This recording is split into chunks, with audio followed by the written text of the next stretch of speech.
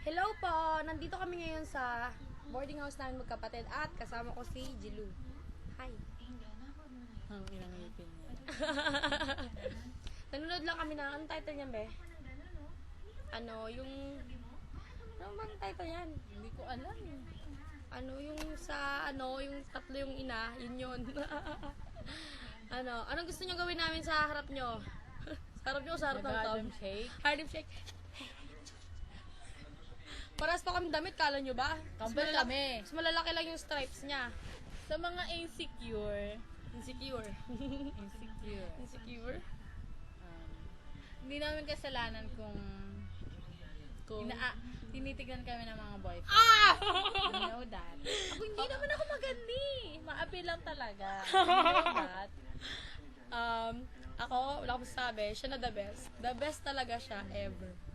Diba? Kakanta ako, back up siya. Oo. Kaya niyo ba? Ayaw niyo. Alam mo, may kukwento ako sa inyo. Eto, si Bebe Love, may tawag dito, may best friend siya, tinuring niya na best friend. Kapal na mukha. Di naman maganda eh, gandang puti. Alam niyo yon, gandang puti lang siya. Yung taong mahal niya, na hindi naman sila nag-break, wala silang personal break. Yun. Inagaw ng best friend niyang gandang puti. Ano ba? Diba? Nagmamaganda ka. Akala namin, ano yun? Mabait. Mahinhin. Nasa loob pala ang lande. At ikaw, kung sino ka man, ay Diyos ko, hindi ka maganda, te.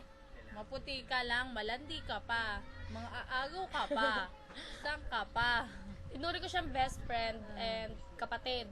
Kaya kayo, kung may best friend kayo, mahalin nyo. Kasi bandang huli, magsisisi kayo if ever na nasaktan nyo siya or ayun. Kasi ituturing ka ng mga taong masama. Hindi ko siya tinuturing na masama. Friend pa rin ang turing ko sa kanya. Pero syempre masakit na yung best friend mo, yung tinuring mong kapatid, inagawan ka ng boyfriend. Yung pinakamamahal mo panlalaki sa buong buhay.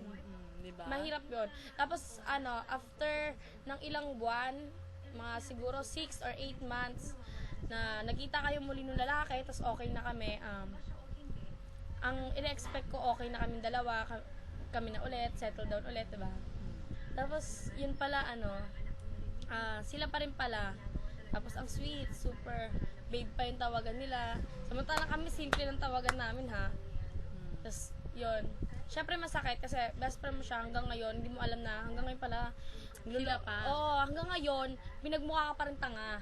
Yung tipong sa Facebook, friends ay parang wala silang basta parang pinapalabas nila na hindi sila, tapos may iba siyang boyfriend. Binalikan niya yung ex niya. Tapos basta para lang mukha kang tanga na wala na pala sila ganun. Okay lang sana yun na paglandakan na lang sana nila. Hindi yung tinago pa nila. Ayaw nilang aminin yung totoo. O ngayon, kung sakaling bumalik man sa akin yung lalaki, ako magagawa, mahal ko siya. Diba?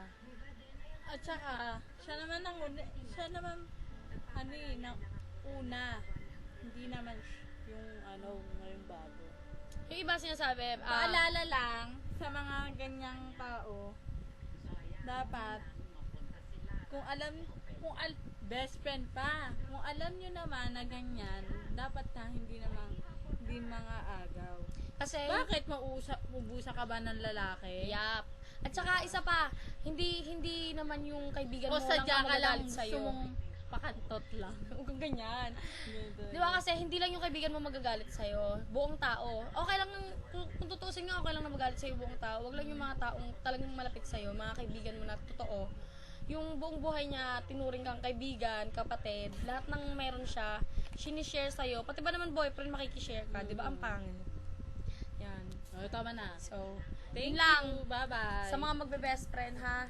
Huwag nyong gagawin yun. Ayun talaga makakasira ng friendship nyo. Tama. Ang lalaki. Ang daming lalaki, but Diyos ko. Oo, alam natin na pag nagmahal tayo, nagmumukha tayong tanga. Kaya nga 'di ba sabi niya, love is all, everything, walang rule sa love, ganon.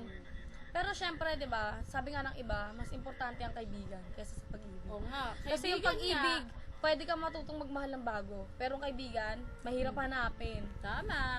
Mahirap. Sige, bye-bye. Yun lang. Thank you. Mga magbe-best friend dyan ha.